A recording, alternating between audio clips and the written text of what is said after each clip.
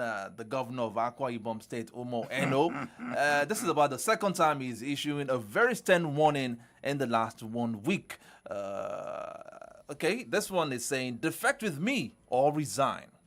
Governor Eno tells appointees. Matching orders, new. It's either you are with me or you step aside. Defect with me or resign. Governor Eno tells appointees, page 12. As that story. Sometime last year, I think October or so, maybe December last year. I think December last year. You know, he has political assistants in every ward, 368 wards. He doubled their salary from 250 to $500,000. Will you leave that job? That is, you know, I told you this before we came on air now, that you said that they had the choice of either going with him or leaving their job. And who want to leave the job? And as people are want to say now, in this economy. In this economy. In this economy. Watching it go Dito, and now leaving everything.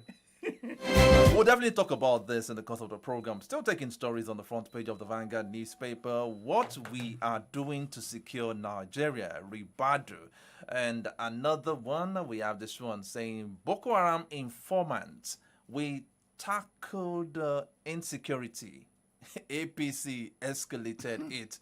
This is coming from the PDP. Let me take that story again. Boko Haram informants, we tackled insecurity. APC escalated it. PDP. That story is found on page 8 of the Vanguard newspaper. And Tinubu seeks National Assembly's approval for 1.481 trillion naira Rivers budget. I tell you, governance is going on in River State without Sime Fubara. Interesting. Okay, moving away from the Vanguard newspaper, looking at the front page of the Punch newspaper. 2027 election. APC backs Tinubu. Opposition searches for strong competitor. And riders, we have this one saying, APC 22 governors declare Tinubu sole candidate for 2027 poll. And the second rider, Amechi Imoke, head anti-Tinubu coalition committees. And talking about the Japa syndrome, 52,000 Nigerians relocated to the UK in 2024. Maybe I need to read that again. 52,000 Nigerians relocated to the UK in 2024. Officially. I like that, officially. Those on record, right? Okay. Another one, 13,500 terrorists, others killed in 2 years. National Security Advisor. Southwest governors roll out regional economic master plan. And another one now, Western oil firms exploited Nigeria's weak laws. Jonathan, is this going to be the last one I'll be taking on the front page of the Punch newspaper? Okay, it is. U.S. court jails Nigerian for $1 million scam.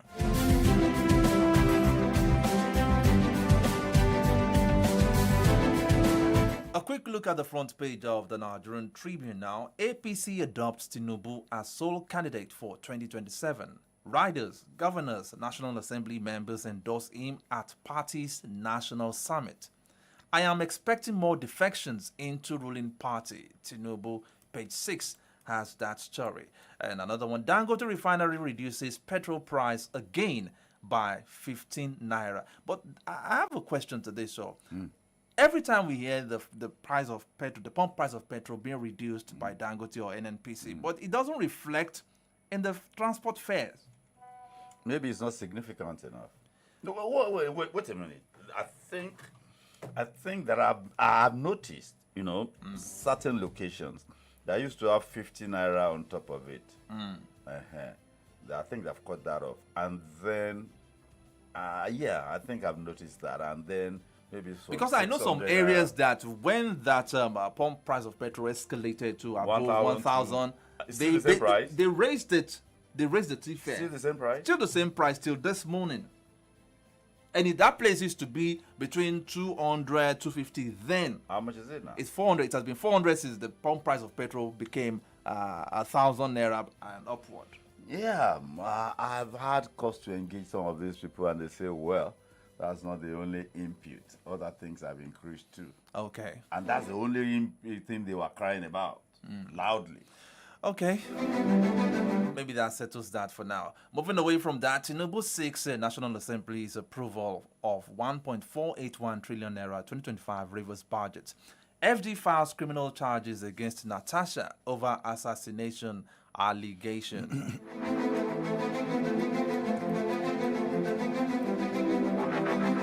I tell you, the papers are quite loaded this Friday morning. Adeshui Astrup's coronation as Owo Bokun of Ijeshaland holds today.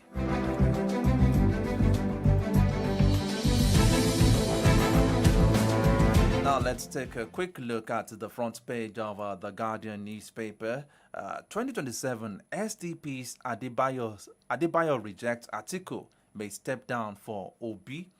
Akpabio Bello may testify as FG files criminal charges against Natasha. Dangote slashes petrol price as independent marketers undercut price. Page 3 of the Guardian newspaper has that story. And the biggest story on the front page of the Guardian newspaper this Friday morning says that 2027 opposition kicks as Tinubu hails defections.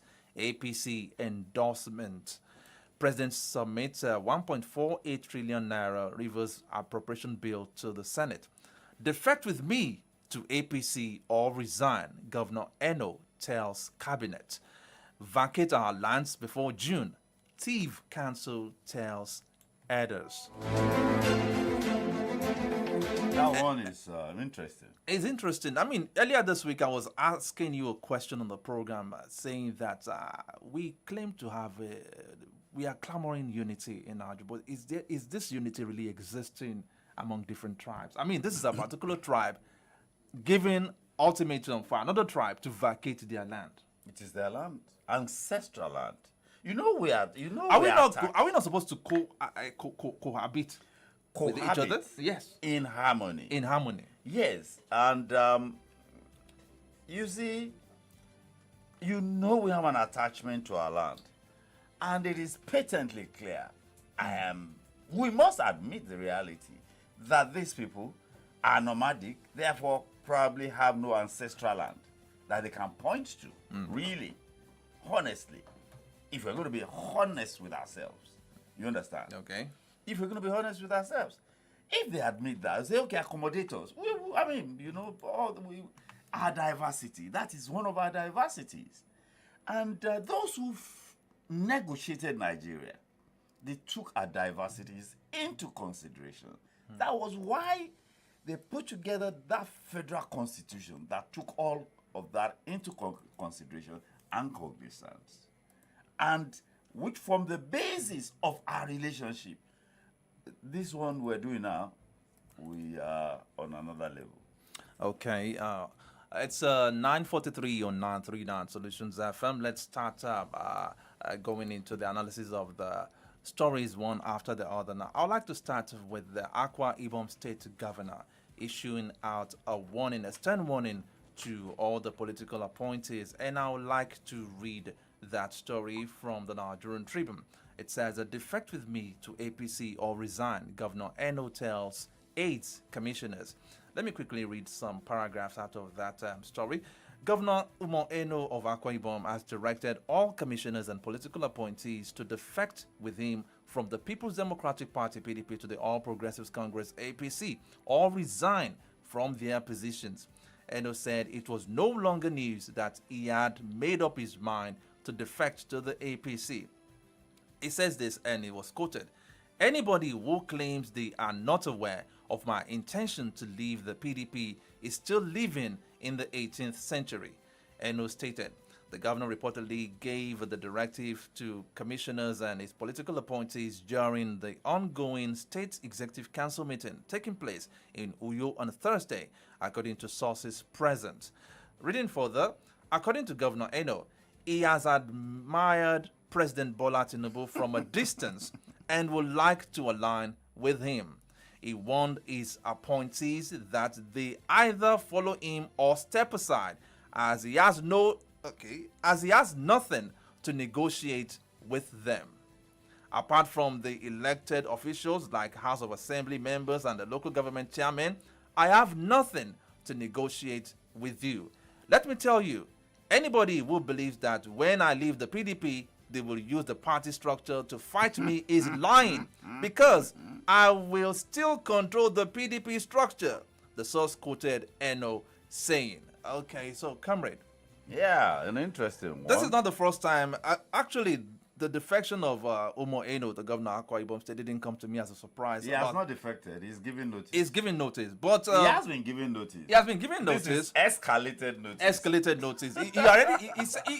Didn't you see what he said? He said, anyone who believes that I am not leaving the PDP is probably living in the 18th century. So he has made it clear. Yes. But it didn't come to me as a shock, because 3 weeks ago I saw a particular video where he was glorifying President Bola Ahmed Tinubu and endorsing him for a second term. But what baffles me is the fact that this man has been attending the PDP meeting. I mean, there's a particular word you always use. I mean, to revive the PDP, and he has been a key member of these meetings. Oborevori of Delta State was in the meeting they held in Ibadan. Yeah. To push PDP forward. See what happened a week later. Look at what is happening. See, you know, when they came to Ibadan, I'm the chairman of the PDP Governors Forum, read that communique. Abi, is it communique or whatever, or resolution? I knew deep inside me that most of it was coming from the governor of Bauchi, tailored to suit his own interests. And those who are with him will not say, they will sit there and agree with him. You understand? Except it is very extreme. The man has presidential candidature ambition, not presidential ambition. I mean, you know, some people just want to say he also ran. So and of course, if that's what he wants, I mean, people are not going to argue with him.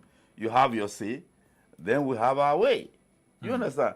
So I think the whole game is getting quite interesting. My question is, why is PDP, I mean, entertaining these people in their crucial meetings? Who are the people in charge of PDP?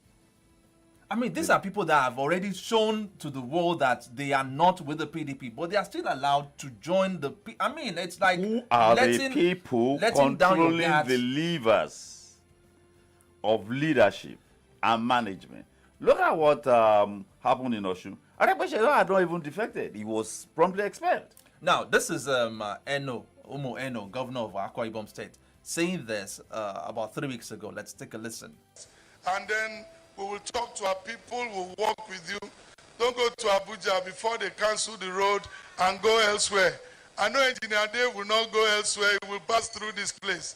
I promise you we'll give you all the support that you need.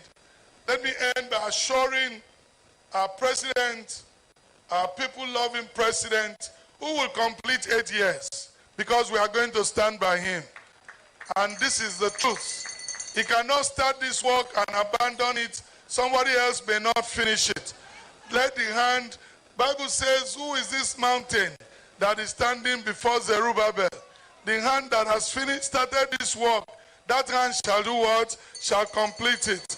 Our prayer is to pray for Mr. President for good health, to finish the work that he has started and commission this work, so that this work will not be abandoned. It will not be like the East-West Road, like we have stayed there forever. Governor Umo Eno of Akwa Ibom State, this was about 3 weeks ago, publicly endorsing the second-term ambition of President Bola Ahmed Tinubu. And interestingly, this same man was at the PDP governors meeting that was held in Abuja at the Bauchi Government House Lodge, Governor's Lodge in Abuja. You know that we spoke about a week ago.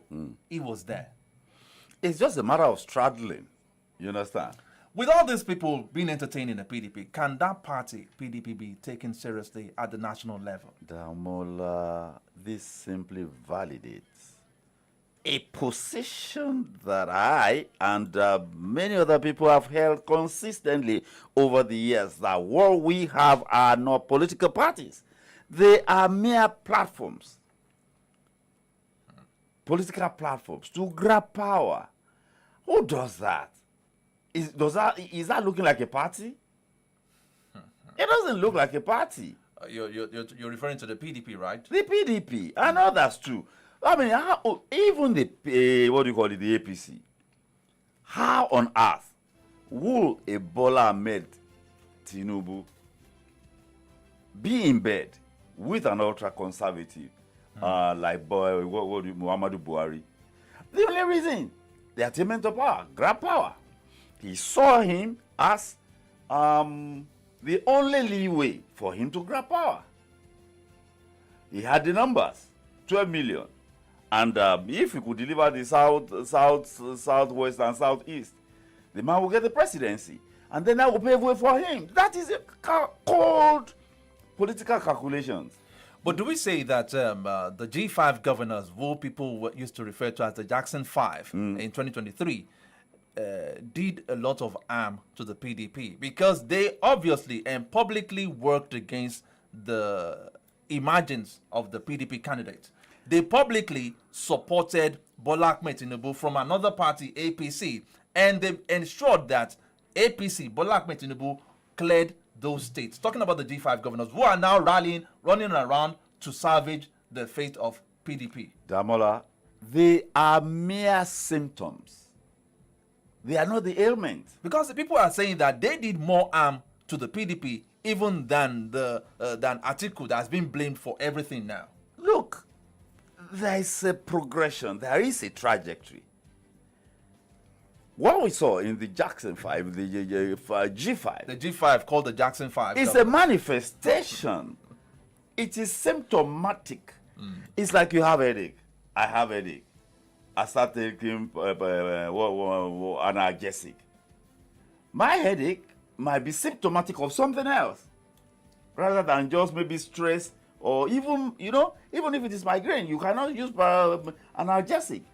So one thing led to the other, and it was the cumulative effects that we saw in the coalescing of those people. Look, trajectory. In 2019, they were in Port Harcourt, PDP. Everything funded by Wike in Port Harcourt. Yes. Backing, bankrolling Aminu Tambuwa. Atiku was nowhere to be seen. He was somewhere. He had gone away since 2015. And then the owners of PDP sent Aliyu Guso to them. They were talking about a heavyweight. You want to nominate a flyweight to come and run against Muhammadu Buhari. Come on, drop that idea. So Atiku is the candidate. And yes, sir, they rallied behind Atiku. But Wike had established himself within the party. And as a big spender, he was crisscrossing. And he has supported Aminu Tambuwa. 2023 was the good turn to be paid back. It was now the turn of the South. He had fully backed Tambuwa as a northerner, hoping probably to be his vice presidential candidate or at least to profit from it. Now, 2023, it was the turn of the South. PDP is the originator of what do you call it? Zoning. Yes. Not written anywhere, but everybody knows that PDP originated, it was the turn of the South. And then, I was worried that would the PDP undo it? And then they turned logic on his head. Yeah. And then the argument started. PDP, Obasanjo, 8 years. Yaradua, 2 years. And then they said, then Jonathan, PDP, South has done 12 years. We are now saying, what about the 8 years that Buhari is doing? They say, no, that one is APC. Is it not the northerner? And then they set up a committee. And then the committee started doing rigmarole. Produced no report. And then people are, and then the first test. So are you now suggesting, or are you justifying the roles played by the G5 governors? They're supporting there's no Bola, because justification. it seems like the little baby they all nurtured or they gave support to in 2023 has grown to become a big giant that is so unsurmountable to them now, giving them sleepless nights, looking at the tsunami. If they are Sweeping allowed, them off now. if people, you see, what is a party? Like a club, like an association. The interest, that's what they call party supremacy. The interest of a party supersedes individual interest. That's why we say these things are not political parties. They are just mere platforms to But- attain power by individuals. But the role the G5 governors played in 2023, was it in party's interest too? Two wrongs cannot make it right. Let's say Atiku was about selfish interest, was against the party's interest. The role the G5 governors played too in supporting another man from another party. Everybody was throwing his weight around. Now, see what has cost the PDP. Well, people are finding shelter. Giving them sleepless people nights? People are PDP. People are finding shelter elsewhere. And the president, Political shelter. the president said yesterday, well, at the APC National Summit, that there is nothing like one-party system. Let's take a listen at Bola Ahmed Tinubu addressing the fact that many defections have been going on, and he said that he's expecting more people to defect to the APC. Let's take a listen at Bola Ahmed Tinubu. I just need to tell those ones saying one party system is no good.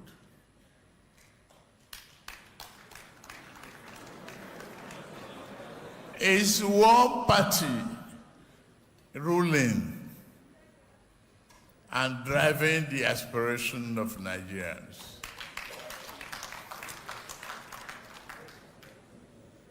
Where do they start?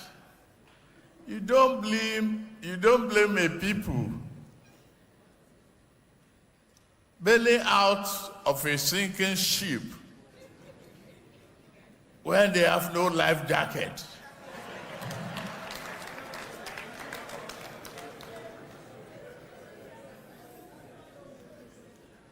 I'm glad of what we have, and I'm expecting more to come.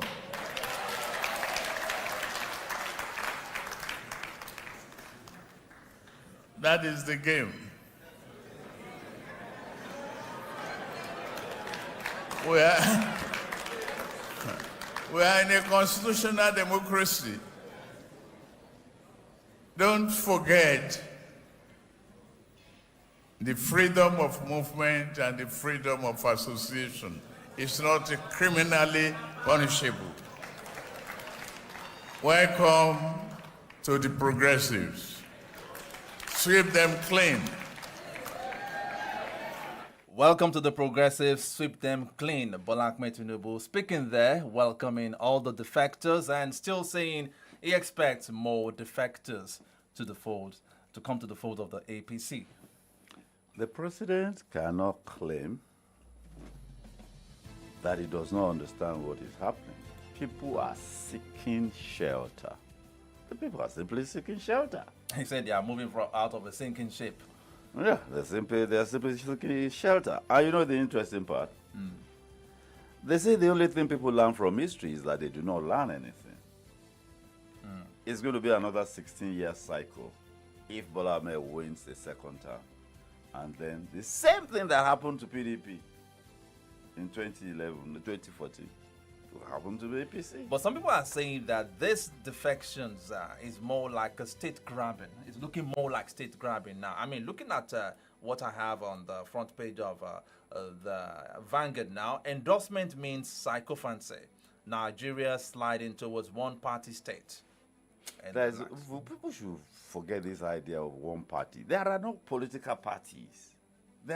We have special purpose vehicles. They are special purpose vehicles for grabbing power. You understand? There are no parties. Do they look like parties to you? You are in bed with APC overnight. Breakfast table, you are with Labour. And at lunch, you are, which is the other party? PDP. Are those parties? No. The only thing that runs across is power. Power. Get power, grab power. And power to what end? You understand? Power to what end? When people are talking about state capture, yes, state capture. I think I've said it a couple of times here that everything that represents the state, those who are controlling the levers of state have appropriated it. That's why you see the police, that the one that is even called the Nigeria Police Force, a force. That is why you see people go about with 10 policemen. The wife will have 5. In his home in Lagos, he will have about 5. In his home in Abuja, he will have another 5. Some will follow even the children to school. You know, the things that are symbolic of the state. Way back in the days of what do you call Abacha transition, I was traveling with my boss at the dead of the night, and we met a gubernatorial candidate then. And I saw him in the dead of the night being accompanied and guarded by soldiers of the Nigerian army. I was shocked. Soldiers of the Federal Republic of Nigeria were guarding an aspirant, not even a candidate, not even a governor. So everything that represents the states have been appropriated. And that is why the resources too, you understand, have been, you know, and it is quite amusing. I can't remember in the Second Republic, I can't even remember in the days of the military, that they will be commissioning projects. They will do 500-meter road. They will commission borehole. They will commission, and people will be happy and clapping, and you know, it is quite amusing. But we are evolving. We are evolving. Okay. Before we leave this issue of defections and stuff like that now, in the midst of this tsunami sweeping across all the political parties, some political gladiators have kept on saying that 2027 will not be a battle between the APC or Tinubu with other political parties, but a battle between President Bola Ahmed Tinubu and the Nigerian masses. That all these defections do not reflect the yearnings and aspirations of Nigerians. The governor of Oyo State that said it belongs to a class. Okay, I didn't want to mention the governor of Oyo State that said that belongs to a class of people that know what they want. Do you think the average Nigerian man on the street is particularly concerned with governance? Do you think the average Nigerian, even the educated, do you think they're concerned with governance? Do you think they have a sense of stakeholding in Nigeria? That's why you hear people say government property. It is not government property, it is public property. People are not concerned. That's why people will go and cut rail lines. You understand? Something that serves the public. You know, some of this. That is why they will install traffic lights, and people will break traffic lights. That is why people will drive against traffic. You understand? People do what they think is in their own interest, not public interest. There is no sense of stakeholding in this country. So everybody does what is convenient. You will see people do things, and even the educated. Yesterday I was driving, and one man did a double parking. So somebody faced me, and I had to back off because that one was ranting, and so I backed off. So when I got to him, I said, how will you do a thing like this? He said, I'm very sorry. I said, what's the meaning of that? With your eyes wide open. You did a double parking on a narrow road, and you say you're very sorry. What's the meaning of that? You know? But that was what was convenient for him at that moment, and he didn't care about the consequences. No, that is who we are. So Nigerians don't have any sense of. You look, if we are very funny about it. Something happened yesterday, and people are just latching on. If you have a cousin now who becomes a minister, people will be congratulating you. People will be congratulating. Yeah, people will be congratulating you. A cousin of mine became an attorney general in the state, and somebody called me, say, go and meet your cousin. I said, for what? He said, Shebi is attorney. I said, I'm not a legal practitioner. He said, let him give you a brief. I said, give me a brief. And then, yes, you will give the brief to us. I say, really? Where I come from, we don't do that's the mindset of many people, actually. Okay, it's still from the Dailies on Solutions, not 3.9 FM. You know, every Friday on the program, it is always in 2 segments. We talk about the stories in the papers and the dailies, and then the second segment is when we talk health. And this morning, I'm happy to inform you that our special guest, Dr. Okoli, is already in the studio with us. But before we put him on board, let's talk about one more story, and that has to do with the Dangote refinery reducing the petrol price again by 15 naira. Now, do we now say, or can Nigerians conveniently say that Dangote refinery is truly a blessing to Nigerians? Beyond Nigeria, even beyond Nigeria, the whole of the West Coast, a single train refinery, 650,000 barrels. That's a lot. That's a lot. It is so big and huge that is affecting, production, even in Europe. Countries on the West Coast who used to import from Europe are no longer doing so because, Nigeria to Ghana to Togo to Benin Republic, why won't you import from Nigeria rather than import from Europe? The distance, that will reduce the cost, that will reduce the cost of shipment, the cost of insurance, and all of that.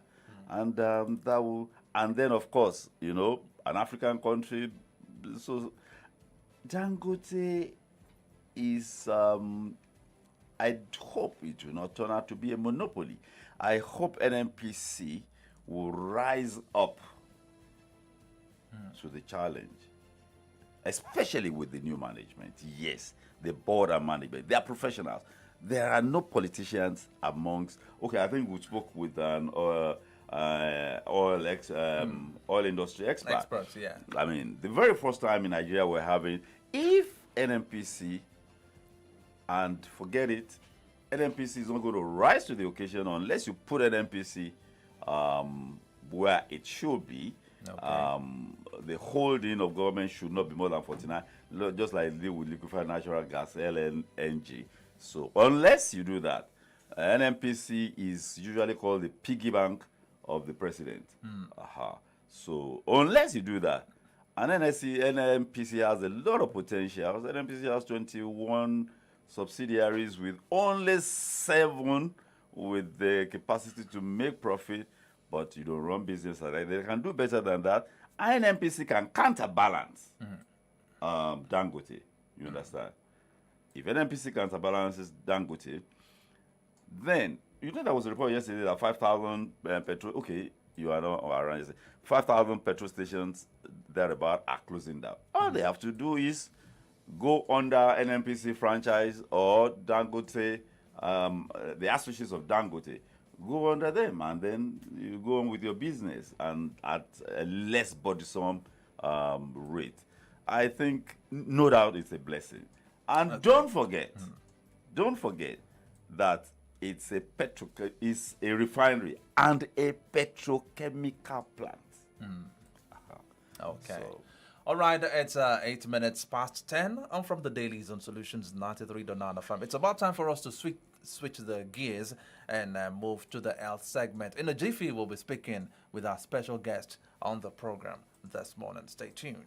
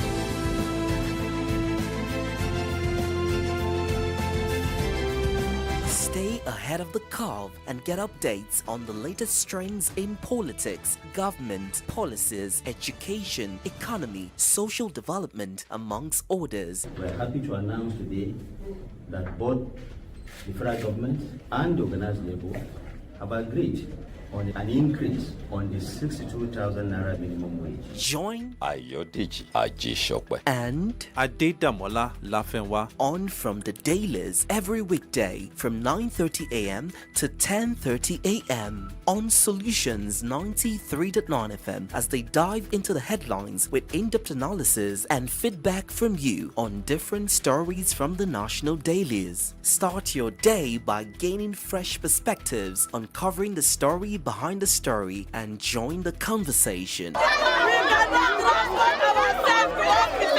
Because your voice matters. From the Dailies, the conversation never stops. Of course, the conversation never stops. I'm from the dailies, and like I did say, we'll be switching gears now, and it's about time for us to reach out to our medical expert in the house this morning. He's a medical director of Metropolitan Family Hospital, Akobo, Ibadan, and he's Dr. Chukuma Okoli. It's so good to have you in the studio with us this morning, sir. Thank you very much. It's been a while. Yes. It's been a while. Good to see you. Thank you. All right. This morning, there has been a particular issue that we've been agitating to talk about, and this is about this incessant case of people just slumping and dying. That seems to be the biggest killer at the moment now. That's true. So we would like to know what are the causes of this, because about a few weeks ago we lost another broadcaster in OGTV, an OGTV broadcaster who was preparing for our shift. She was already at work preparing for our afternoon shift, and all of a sudden she slumped and died. Wow. So what is the cause of all this? Thank you very much. Now let's take it from the simplest and most common situations that arise in Nigeria. Okay. Now, let me say, if you gather 10 adults, you would find about 5 to 7 of them hypertensive. Now, I remembered saying something in recent times. Unfortunately, people will rather not want to know their health status, and that actually is suicidal. You should know. You should care to know about your health. Check your blood pressure. There is no crime in that. It's free. Walk into any pharmacy, walk into any hospital, walk into any health center, anywhere health banner is being displayed. You will do your blood pressure for free. Nobody should charge a dime for checking your blood pressure. So what's the crime in knowing? You see a lot of people moving around with blood pressures that are very high. At that point, it puts the heart at risk of what is called sudden cardiac death. Are there some activities that spike up this blood pressure in humans? Fortunately, I've been listening to you and our guests discuss about the country. Isn't that enough? That's enough. Okay, let me start by throwing a challenge to everybody in this radio house. When you are done here and you are free, take a walk to the next junction, the next place where there's a health post. Have your blood pressure checked. We are living in a country that rips us on a daily basis. Isn't that enough? I'm not ashamed to say that I use medications. I tell people, and I do that so that they would know that if I, a medical doctor of years, decades practicing, I use medications, then who are you not to use? Nigeria is already ripping us, stressing us, stretching us out. You need to check your blood pressure. If you are 35 and above, you are actually in that fold between 35 and 65 before the retirement thing comes in eventually and you're out of the show. You should regularly check. It's not a crime. In fact, we have wristwatches today that has, we call it smart wristwatch, where you can just tilt it over and let it touch your skin and then check your blood pressure. It's that fast and simple. Hypertension is the major cause of sudden death. Guess what? It doesn't come with symptoms. Wow. I witnessed one recently at Oduono in front of OLA, Our Lady of Apostle Oduono. And then it was a walk, we were walking, and then suddenly I noticed the man, it was like he bumped on a stone Because usually when I'm walking, because of my height, I prefer to look at the floor rather than look up, yeah. unless it's a tarred road.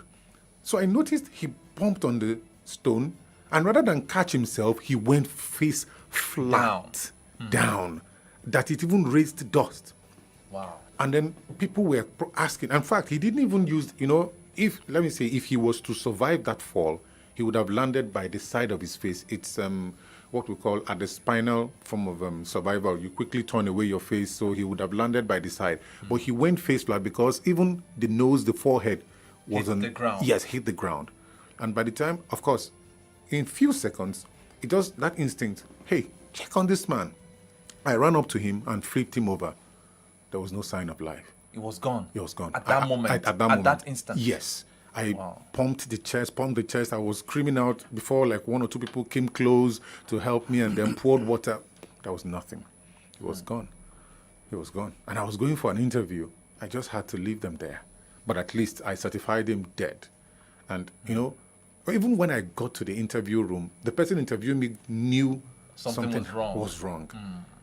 I got the job because he asked me, he said, what happened? I said, the pain of watching someone die in front of you and you couldn't. Few moments ago. Yes. And he asked me, I told him. And at the end of the day, he just took me out and said, please, give him the job. Hypertension is the biggest killer, silent killer, cause of sudden death, because it weakens the heart by what is called hypertensive heart disease, grade 1, 2, 3, 4. Now, when you move away from that, we have the risk of cardiovascular diseases, heart attack. Yes, there are some people, they may not actually turn up with hypertension, but their lifestyle pushes them to the brink of a heart attack. When I say lifestyle, I mean habit, sedentary lifestyle, sitting for several hours. If your job makes you sit several hours, then remember that the moment you're done from that job, you must cover some length of walking. When I checked the weather this morning, I knew it was going to rain. I left my house as early as possible and I did my 30 minutes brisk walking. People talk about, my walk, I'm busy. I'm not talking about when you walk within your office environment. Guess what? Your hand cannot tickle you. Do you know that? You can touch any part of your body, you won't tickle. But let someone else touch you. Whether a man or a woman, you will knock his hand over and say, what's wrong with you? That's true. Now, when you're at work, your body knows you are not doing exercise. You are walking. Your brain knows you are walking. It's not the same as when you step out on the road and you decide to take a jolly walk. It's a different ball game. It's a different ball game. At that point, your body says, we are exercising. So every part of the body is working out. It's not until you hit the gym and you start lifting heavy metals. No. Brisk walking, road, safe walking on the road, 30 minutes brisk walking can help and can save millions of Nigerians who are at the brink of sudden death. So apart from the sedentary lifestyle, you are the one who loves all these fast foods, shawarma, suya, catfish, pepper soup, asun. Yes, sir. Yes, sir. They exist. As a matter of fact, I was at a program recently and it was the presenter who was reminding me because I really had forgotten about all those things or what they even taste like. When you consume those things, you look good, right? Yeah, because fat accumulation makes you look... robust. Robust, that's the word. You look robust. Deadly robust. Thank you, sir. That is it. I remember many years back now, I sat before, in our clinic, I sat before a doctor. Hi. And when he reviewed me, he said, yeah, you're going hypertensive, you're in the borderline. They said, that was the first time I heard it. They say it's called the silent killer. Yes, absolutely. It's not a thing here. It's not a culture to do our medicals. Yes. For instance, in Oyo State, I know everyone in the civil service, they deduct their money compulsorily. I've had to persuade people, go and access, step it up and access. Even they're deducting their money, they are not accessing it. What is really the challenge here? Thank you very much. The awareness and the attitude is the problem. I said some days ago that nobody can prove to me that he or she doesn't know about hypertension or blood pressure. It is impossible for you to prove it to me that you don't know what it means. We are just nonchalant, lackadaisical about it. Even when you knew that it killed someone far away some times back, you just continue to say, I'm fine. There is nothing wrong with me. I mean, how can we tell a man that his wife, oh, okay, you know, they were seated. And after seeking consent from the wife, she said, yes, let him know. And then we told the man that, hey, sir, your wife is HIV positive and she's pregnant. And the next thing he says is, there's nothing wrong with me. At that point, I was like, in my mind, I was like, are you okay? The first reaction should be, please, can I check myself? And next thing he says is, there's nothing wrong with me. At that point, I just looked at him and I'm like, you are as guilty as charged. And now the clincher. A few months back, a cousin of mine called me. He said, what, and also, Okay. maybe 63 or there. Brother, medication, which medication do you use for blood pressure? I said, He said, are you serious? And then she started harassing me, saying it was like, you, a trained nurse, maybe you work for 30-something years. And then a few weeks after, I called her. I said, hey, so have you gotten your medication? I said, you go for a review. You go for your own review. And then I said, so how do you use it? She said, I just use it. So I said, as I feel. I said, really? So then I drove to her house. Okay.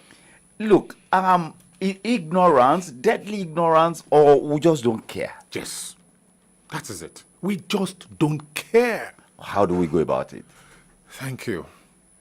Intentionality. That's the word. Well, I wouldn't pray that something bad happens to someone near Close. before you have that. I would just rather say, wake up, tell yourself the truth. Okay, I was dressing up. This clothes I appeared in, I hardly wear it because it used to be so tight. When I eventually force myself into it, she will have to help me. I'll raise my hand up like this. So she will help me pull it down, and then she will help me put the cufflinks because the clothes was so tight. She was watching me. I wore the clothes without support, and she was like, you've lost so much weight. And I said, healthy weight loss. And she said, that is it. She's a doctor too. She's a pediatrician. And then she said, okay, it's okay. So long as it is healthy. I said, it is healthy. I don't have any business amassing so much weight because something called body mass index is beeping plus. It's beeping red. You have to go down. Recently, I got informed, dropped to 95.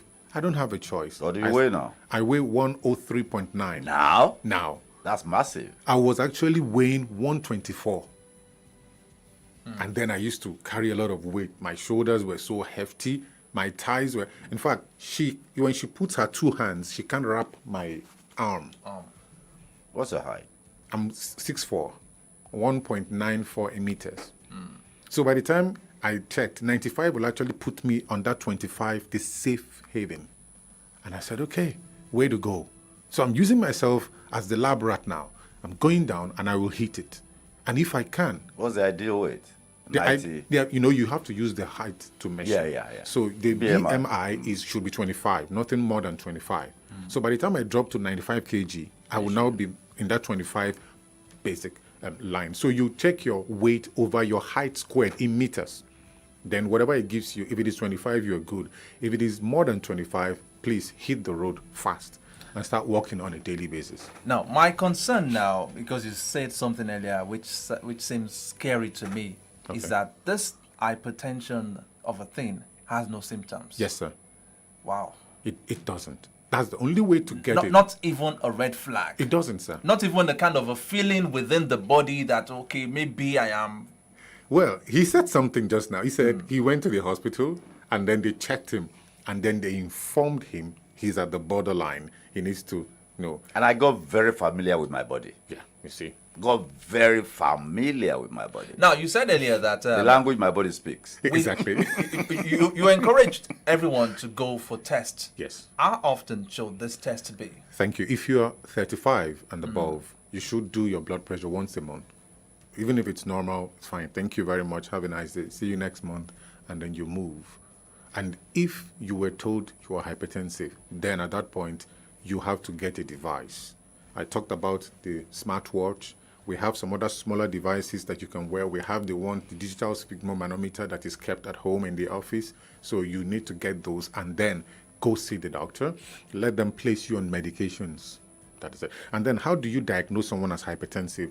Elevated blood pressures greater than systolic of 140 and diastolic of 90 in more than 2 occasions. That is, you do it the first time, you say, your BP is high today.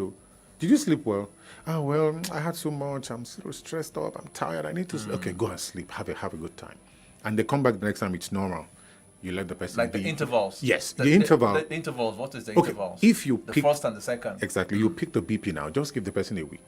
Okay. And then the person comes back and it comes normal. Then you now counsel on lifestyle and its modification.